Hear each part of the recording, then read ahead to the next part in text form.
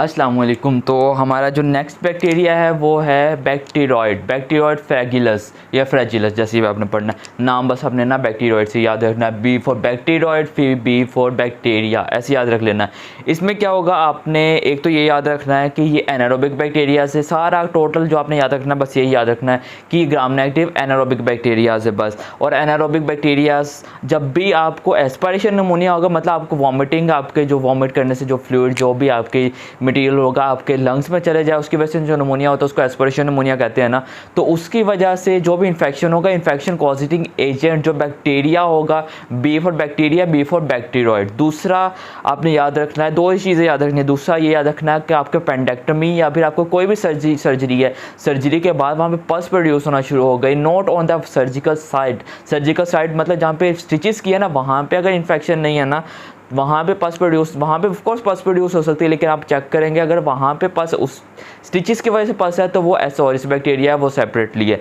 तो वहाँ पे आपको पूछा जाए कौन सा बैक्टीरिया होगा तो वो बैक्टीरियोइड। दो चीज़ें बस याद रखनी है। एक चीज़ ये याद रखनी है, ये gram negative bacteria, gram negative rod bacterias हैं। दूसरा ये याद रखना है कि एनारोबिक बैक्टीरियाज हैं। एनारोबिक बैक्टीरिया जब भी आपको एस्पिरेशन निमोनिया होगा, उसमें इन्फेक्शन कॉजिंग एजेंट जो होगा वो होगा कौन सा, बैक्टीरिया होगा। बैक्टीरियोइड में एनारोबिक बैक्टीरियाज होते हैं और उसमें कौन सा, बैक्टीरियोइड्स। तो सिम्टम क्या आएंगे पेशेंट के, पेशेंट को होगा एस्पिरेशन निमोनिया का हिस्ट्री हो गया, एस्पिरेशन निमोनिया होगा पेशेंट को, ऑलरेडी निमोनिया पेशेंट को एस्पिरेशन निमोनिया होगा। उसके बाद उसको लंग्स का या आपके जो निमोनिया ऑफ कोर्स इन्फेक्शन है, तो इन्फेक्शन कॉजिंग एजेंट जो होगा वो होगा आपका बैक्टीरियोइड। एक चीज़ आपने ये याद रखनी है। दूसरा एनारोबिक बैक्टीरियाज है, एनारोबिक बैक्टीरियाज का ट्रीटमेंट याद रखना है आपने। कहीं पे भी आपका कॉजिंग एजेंट एनारोबिक बैक्टीरिया, वहाँ पे आंखें बंद करके, अगर आपको ड्रग ऑफ चॉइस सेपरेटली नहीं है ना, किसी की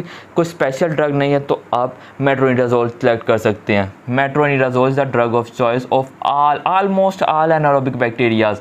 metronidazole Flagyl is the drug of choice. इसके अलावा आप यूज़ कर सकते हैं क्लिंडामाइसिन भी यूज़ कर सकते हैं, क्लिंडामाइसिन भी यूज़ कर सकते हैं। एक तो आपने पॉइंट जो याद रखना वो ये है कि एस्पिरेशन निमोनिया हुआ है और इस एस्पिरेशन निमोनिया के अंदर कॉजिंग एजेंट कौन सा है, आपका बैक्टीरियोइड। दूसरा जो याद रखना वो ये है, एमसीक्यूज़ है, दो एमसीक्यूज़। एक एमसीक्यूज़ ये है कि आपको पल्स प्रोड्यूस हुई है आफ्टर सर्जरी, आफ्टर, और स्पेशली उसके अंदर अपेंडिक्स का ऑपरेशन, ज़्यादातर अपेंडिक्स का ऑपरेशन होता है ना, तो अपेंडेक्टोमी, आफ्टर अपेंडेक्टोमी अगर पस प्रोड्यूस होना शुरू हो गई है ऑन द वुंड, आपको पस प्रोड्यूस हुए तो कॉजिंग एजेंट क्या होगा वहाँ पे, बैक्टीरियोइड, बैक्टीरियो फ्रैजिलस। लेकिन अगर क्लियरली वहाँ मेंशन हो कि सर्जिकल साइट पे जहाँ पे स्टिचेस लगे हैं, ऑन सर्जिकल साइट, तो वहाँ पे जो कॉजिंग एजेंट होगा वो होगा आपका एसओरियस। तो ये आपने ख्याल रखना है कि एसओरियस जहाँ पे स्टिचेस होंगे वहाँ पे अगर वैसे पल्स प्रोड्यूस हो रही है तो वहाँ पे बैक्टीरियोइड है। दूसरा याद रखना है एस्पिरेशन निमोनिया की वजह से ज़्यादा जो इन्फेक्शन होते हैं वो बैक्टीरियोइड ही करते हैं।